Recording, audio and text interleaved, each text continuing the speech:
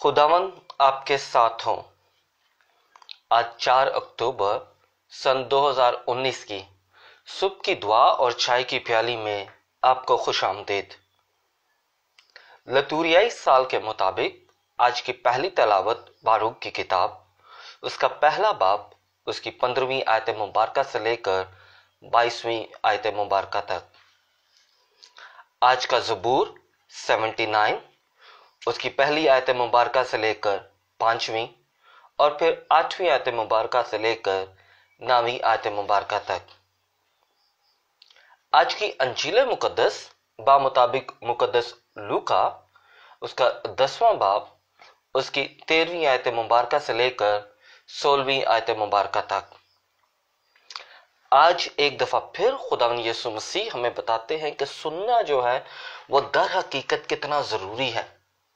हमारी आज की ये दुनिया जो है उसका जो सबसे बड़ा मसला, ये एक जो बुनियादी बड़ा मसला है वो ये है कि हम सुनते तो जरूर हैं, हम सुनते जरूर हैं, मगर समझने के लिए नहीं, जवाब देने के लिए। मगर बाइबल जो है वो हमें बताती है कि हमने सुनना है। और अगर आप मेरे साथ कलाम को खोलें, खुदावंद का जो सबसे पहला हुक्म जो है बनी इसराइल को, वो ये था कि तू सुन, यानी इस जिसे हम आम जुबान में शमा भी कहते हैं। तो क्या उधर खुदावंद के कलाम में लिखा हुआ है कि तू अपने खुदावंद की सुन। अगर आप मेरे साथ कलाम खोलते हैं तस्नीय शरा की अक़दस किताब, उसका 6वां बाब और उसकी 4वीं आयत में क्या लिखा हुआ है?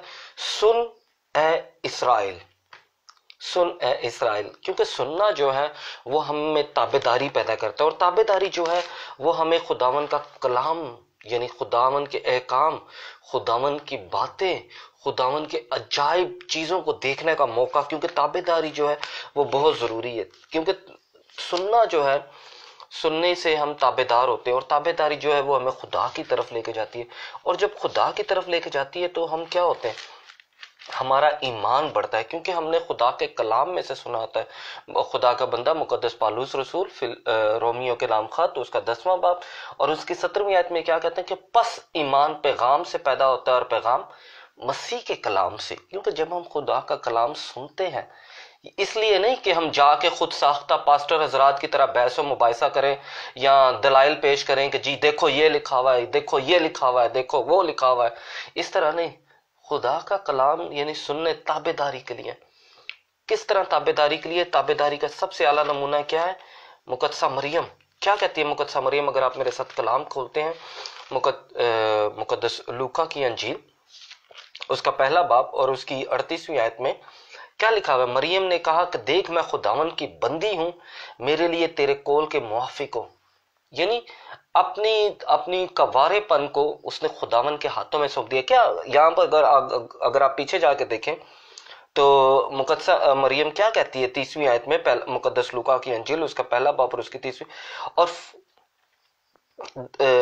मुकद्दसा मरियम उनसे कह रही है 34वीं आयत में, तब मरियम ने फरिश्ते से कहा ये किस तरह होगा कि जबकि मैं मर्द से ना वाकिफ हूं, यानी मैं कवारी हूं।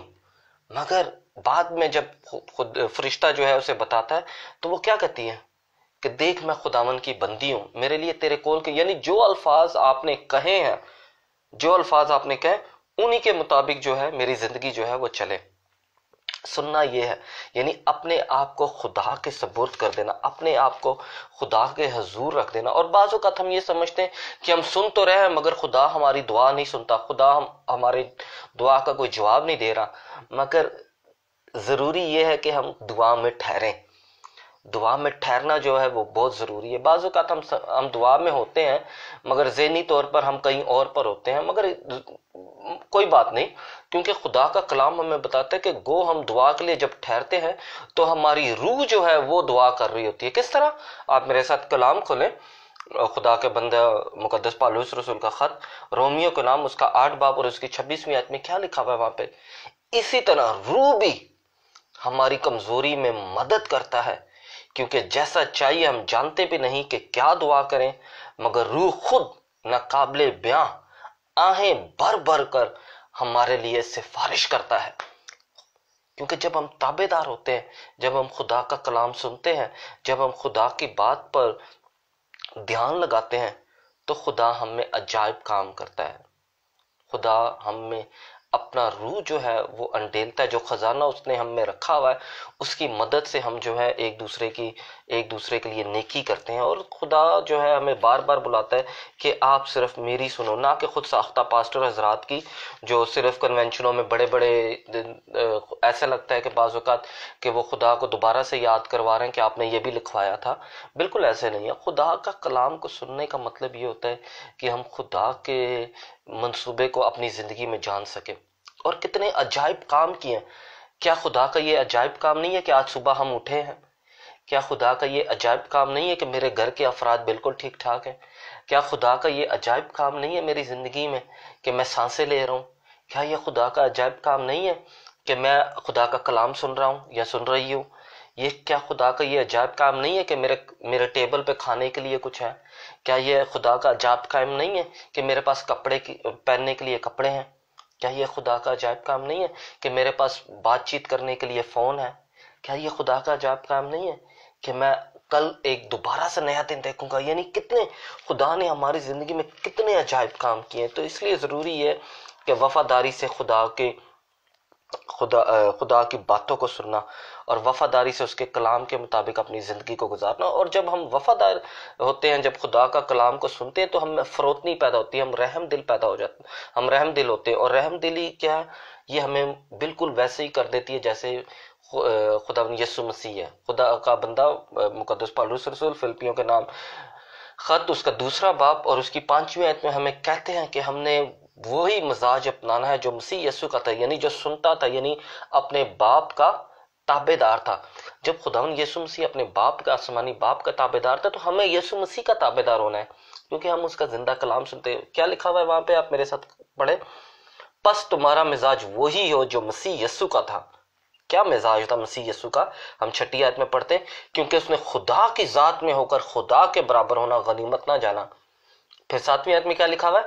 بلکہ اس نے اپنے آپ کو خالی کر دیا اور غلام کی ذات اختیار کر کے انسانوں کا مشابہ ہو گیا.